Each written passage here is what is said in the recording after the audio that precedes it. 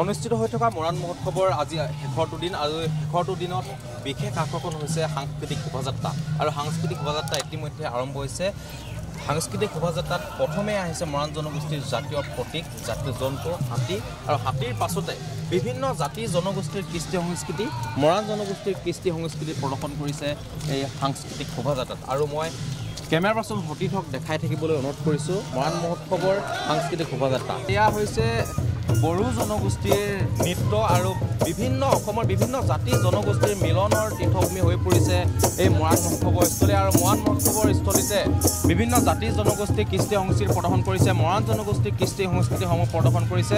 আৰু এয়া হৈছে শান্তি বিয়া, মৰাণ জনগোষ্ঠীৰ শান্তি বিয়া কেনেদৰে প্ৰদৰ্শন কৰা হয় সম্পূৰ্ণৰূপে ইয়াত প্ৰদৰ্শন কৰিছে সাংস্কৃতিক শোভাযাত্ৰাটোতে। আৰু এই শান্তি বিয়াৰ পাছতে বিভিন্ন সাংস্কৃতিক গোষ্ঠী আহি আছে, মই এটা এটাকৈ দেখাবলৈ চেষ্টা কৰিম। আৰু এয়া হৈছে গাঁওসমূহত প্ৰচলিত পৰম্পৰাগত বিভিন্ন ৰীতি নীতিসমূহ সামাজিক কথাসমূহ ইয়াত প্ৰদৰ্শন কৰা হৈছে।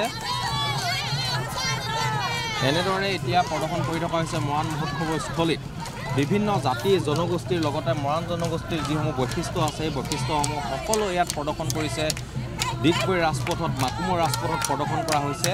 আৰু এয়া হৈছে বংশাৱলী যিসমূহ দল আছে বংশাৱলী দলসমূহেও ইয়াত তেওঁলোকে অংশগ্ৰহণ কৰিছে।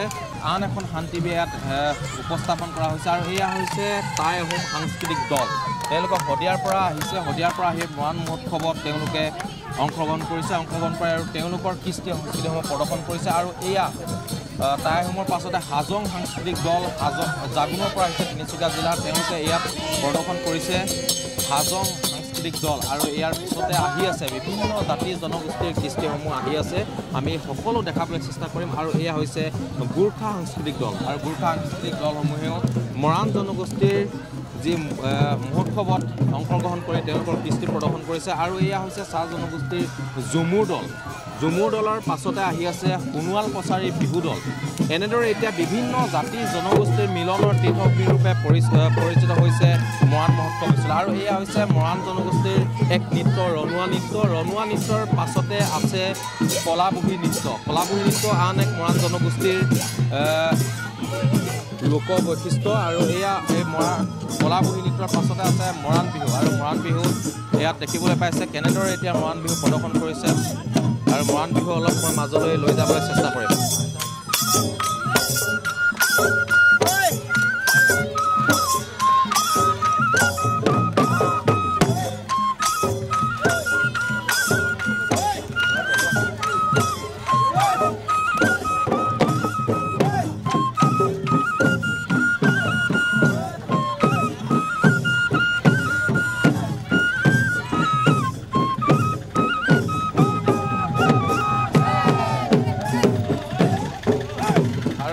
মৰাণ জনগোষ্ঠীৰ মৰাণ বিহু ইয়াত প্ৰদৰ্শন কৰা হৈছে, নিজৰ যিখন মৰাণ মহোৎসৱ আছে মহোৎসৱত এনেদৰে প্ৰদৰ্শন কৰা হৈছে।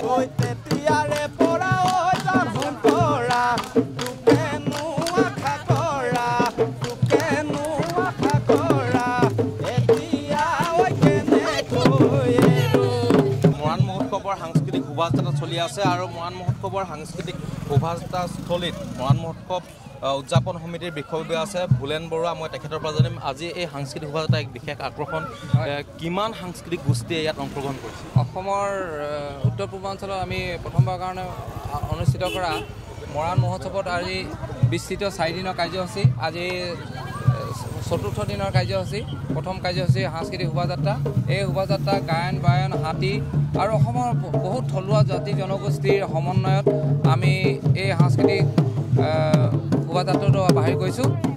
সকলো ৰাইজৰ আন্তৰিক যি সহযোগিতা পাইছোঁ, আমি বাৰেই নহ'লে এই সাংস্কৃতিক শোভাযাত্ৰাৰ সকলো ৰাইজৰ সহযোগিতা আমি আন্তৰিক ধন্যবাদ জ্ঞাপন কৰিছোঁ, কৃতজ্ঞতা জ্ঞাপন কৰিছোঁ। আৰু এতিয়াও আমি ইয়াৰ জৰিয়তে আপোনালোকৰ নিউজ চেনেলৰ জৰিয়তে যাতে অসমৰ ৰাইজে ধুনীয়াকৈ যিসকলে আহিব পৰা নাই তেওঁলোকেও যাতে আমাৰ এই শোভাযাত্ৰাৰ কাৰ্যসূচী বাৰেই নহ'লে সাংস্কৃতিক শোভাযাত্ৰাটো সুন্দৰভাৱে দেখিবলৈ পায় সেইখিনি আশা কৰিছোঁ।